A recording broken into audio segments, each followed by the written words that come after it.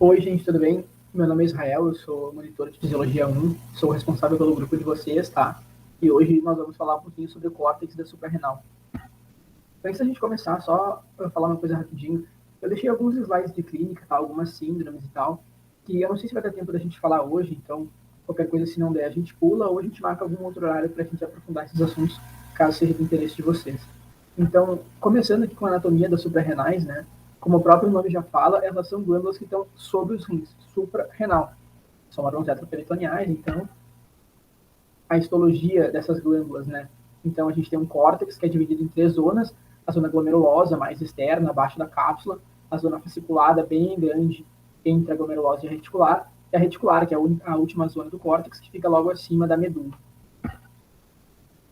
Esse córtex, essas três zonas, elas produzem hormônios que nós chamamos de adrenocorticais. São hormônios que são divididos em três categorias, que são os mineralocorticoides, produzidos pela glomerulosa, os glicocorticoides, produzidos pela fasciculada, e os andrógenos, que são produzidos principalmente pela reticular, mas também um pouquinho pela fasciculada. Todos esses três grupos de hormônios, eles são considerados hormônios esteroides. Então, eles são derivados do colesterol, e por isso que eles são denominados assim. Aqui eu botei essa imagem justamente para falar sobre isso, porque embora alguns dos hormônios que estejam aqui, eles não sejam adrenocorticais, vocês percebem a semelhança estrutural entre eles, porque todos eles são esteroides, todos eles são derivados do colesterol.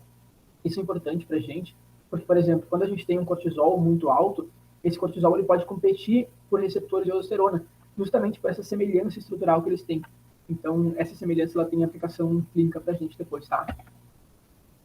Então, a gente vai falar principalmente de dois desses hormônios, que é a aldosterona, que é um principal mineralocorticoide produzido na glomerulosa, e o cortisol, que é o principal glicocorticoide, que é produzido pela fasciculada. Então, como que se dá esse processo de formação de hormônios esteroides, né, esteroidogênios? A gente tem o primeiro passo de todos, é a conversão do colesterol em pregnenolona, que é o hormônio que vai dar origem a todos os outros. Isso acontece por meio de uma enzima que tem vários nomes, mas a gente vai chamar ela de colesterol desmolase, e essa colesterol desmolase, ela é estimulada pelo ACTH, que é um daqueles hormônios que é liberado pela adenoprópise. Então, essa enzima colesterol desmolase, ela vai clivar essa cadeia lateral do colesterol, convertendo em pregnenolona, e assim a gente pode seguir todas as outras rotas que vão dar origem na glomerulosa, a aldosterona, na fasciculada, ao cortisol, e na reticular, aos andrógenos. Aqui tem algumas coisinhas que eu quero falar rapidamente para vocês, tá? Eu quero pedir que vocês prestem atenção que esses hormônios aqui sexuais, embora eles não sejam produzidos na adrenal, na suprarrenal, eles são derivados de hormônios da suprarrenal. Então, na mulher, principalmente, tá? No homem não tanto, porque isso ocorre muito mais nos testículos. Mas na mulher, a zona reticular, ela corresponde à produção de aproximadamente 50% dos andrógenos. Então, isso aqui é bastante importante pra gente, tá? Outra coisa que eu quero falar para vocês é não se atentem, gente, ao nome das enzimas, a decorar as rotas, isso não é importante agora, tá? A gente tem algumas aplicações farmacológicas depois, como, por exemplo, bloquear aqui a colesterol desmolase com cetoconazol, para tratar uma síndrome de Cushing, algo do tipo, mas agora não é o nosso foco. A gente pode até ver isso depois, mas agora eu só quero que vocês tenham um panorama geral sobre a produção dos hormônios esteroides, tá bem? Então, qual é o papel do ACTH, né? A gente tem esse eixo, que é o eixo hipotálamo, hipófise e adrenal, o eixo HPA, e o hipotálamo ele vai liberar, então, o CRH, né, que é o hormônio liberador de corticotrofinas, vai estimular a adenohipófise, então a hipófise anterior a liberar o ACTH, e esse ACTH, sim, vai atuar lá na suprarrenal, estimulando essa produção hormonal. Então, dois dos principais ações, assim, do ACTH é o aumento da proteína STAR, que é uma proteína que está relacionada ao transporte de colesterol, para que esse colesterol possa ser clivado e formar pregnenolona, e a CYP11A, que é, como eu falei, né, a colesterol desmolase tem vários nomes. Esse é outro nome da colesterol desmolase. Então, a partir dessa enzima, a gente vai transformar o colesterol em pregnenolona para dar início a todas aquelas rotas para a formação dos hormônios adrenocorticais. Outra coisa que eu quero que vocês prestem atenção aqui, gente, é quanto ao papel trófico da CTH, tá? O CTH, ele, principalmente na zona fasciculada, ele pode promover hipertrofia dessa zona. Então, por exemplo, um paciente que tem uma diminuição de cortisol e um aumento de ACTH para compensar isso, esse paciente ele pode ter uma hiperplasia adrenal. É uma coisa que a gente pode comentar depois também, se tiver tempo. Então, vamos falar agora sobre os hormônios em si, tá? A aldosterona, ela é regulada pelo sistema renina-angiotensina-aldosterona. São dois estímulos principais. Um deles é a baixa de volume e pressão, né? E o outro é a hipercalemia, é o aumento de potássio. Então, isso aqui vocês já viram em bioquímica, a gente vai ter, a partir de uma série de rotinhas, a formação da angiotensina 2, E essa angiotensina 2 vai atuar lá no córtex da suprarrenal, lá na zona glomerulosa, para formar a aldosterona. Então a gente pega a corticosterona e transforma em aldosterona. O que essa aldosterona vai fazer, né? Ela tem ação lá no final do néfron, vocês vão ver isso lá em fisiorenal, tá? Na fisio 2, mas basicamente ela atua lá no túbulo distal, nas células principais, aumentando a reabsorção de sódio e a excreção de potássio. Isso faz com que então o paciente retenha água pela absorção de sódio, aumentando a pressão dele. E também a aldosterona ela atua nessas células aqui alfa intercaladas, jogando hidrogênio fora. Então isso também faz uma correção de equilíbrio ácido básico, tá? Uma coisa que eu esqueci de falar antes, mas vou falar rapidinho aqui agora, é que esses hormônios esteroides, eles têm ação nuclear. Então, as ações deles envolvem transcrição gênica, tá? Então, tudo isso que eu estou falando, aumento de reabsorção de sódio, aumento de secreção de potássio, se dá pelo aumento da produção de transportadores, justamente por essa função de eles serem nucleares. Isso aqui, se der tempo, a gente fala depois, quando o paciente tem uma aldosterona alta. E agora vamos começar a falar um pouquinho, então, sobre o cortisol. Então, o cortisol, ele tem um papel importante do ACTH aqui, né? Eu não falei antes, mas o ACTH, embora ele seja requerido para a produção de aldosterona, porque a gente precisa converter colesterol em pregnenolona, a gente precisa de doses muito baixas de ACTH para isso, tá?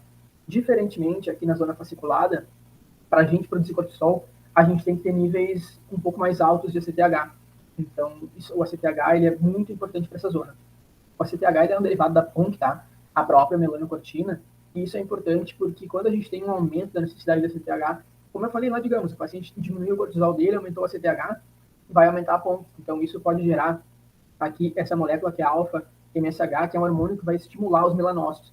Então, um sintoma clínico, por exemplo, é a hiperpigmentação de mucosas. O paciente com as mucosas orais, por exemplo, com manchas, é um bom indicador de um aumento de ACTH. A gente pode falar sobre isso depois também. O cortisol ele sofre influência do ritmo circadiano, então ele tem um pico logo antes da gente acordar e ele diminui ao longo do dia, então chegando ao final antes de dormir. E ele sofre influência de alguns fatores, né? Principalmente fatores estressantes, inflamação, hipotensão, hipoglicemia e tudo mais. O que o cortisol ele faz, né? Aqui eu trouxe um macete para vocês que está em inglês. Para os que não falam, eu aconselho a começarem a se familiarizar um pouco com a língua, tá? Então, o ABIG diminui e o FIB aumenta. Então, a grande mentira, né? O cortisol, ele aumenta o apetite, então, ele vai aumentar a pressão sanguínea, fazendo upregulation de alfa-1 adrenérgicos, que vão aumentar a sensibilidade às catecolaminas, tá? Então, vai aumentar a pressão do paciente. Isso é importante porque, com hipocortilismo, o paciente pode desenvolver hipotensão. Ele tem um efeito de aumento de resistência à insulina, tá? Então, ele é diabetogênico. Pacientes que fazem uso exógeno de glicocorticoide, eles podem desenvolver diabetes, então isso é importante na clínica. A gente sempre está monitorando esse paciente, a glicemia dele e tudo mais. Ele aumenta a gliconeogênese, então isso é importante porque o paciente que tem hipocortilismo também, ele pode desenvolver hipoglicemia pela diminuição da gliconeogênese. E agora são os que diminuem, né? Esses de cima aumentam, a BIG aumenta e os que diminuem. Então, ele diminui a atividade de fibroblastos, tá? Diminuindo a síntese de colágeno. Isso para a gente é relevante, porque, por exemplo, um paciente com síndrome de Cushing, que a gente pode vir tratar depois, ele vai ter bastante estrias abdominais, justamente por essa síntese de colágeno prejudicada. Também a gente tem uma imunossupressão pelo cortisol, tá? Então, ele vai diminuir lá a NF-kappa-beta, que vocês não veem imuno, e vai diminuir a interleucina 2. Isso faz, primeiro, com que o paciente, um paciente que usa glicocorticoide, por exemplo, ele possa desenvolver doenças como oportunistas, como candidíase oral, por exemplo, ou também pode ser usado para tratar algumas doenças autoimunes que precisa diminuir a resposta imune desse paciente, usar em pacientes que são transplantados também, tá? Então, tem bastante aplicação clínica essa imunossupressão. E, por fim, a diminuição da formação óssea. Aqui, então, está o macete para vocês. A gente está sem tempo já, tá, pessoal? Nosso tempo já está bem no finalzinho. Então, se vocês quiserem marcar um horário para a gente falar sobre essas síndromes, a gente pode trazer isso aqui, é bem interessante para a clínica, tá? Tem Cushing, tem Edson, tem insuficiência adrenal. Então, agora a gente não vai poder falar. Se vocês quiserem, a gente marca um horário. Se vocês tiverem dúvidas também, eu vou deixar meu WhatsApp com vocês, tá? Vocês podem me contatar e a gente sana as dúvidas de vocês, tá bem? Espero que a monitoria seja produtiva para vocês, que vocês tenham aproveitado. Qualquer coisa é só me chamar. Obrigado.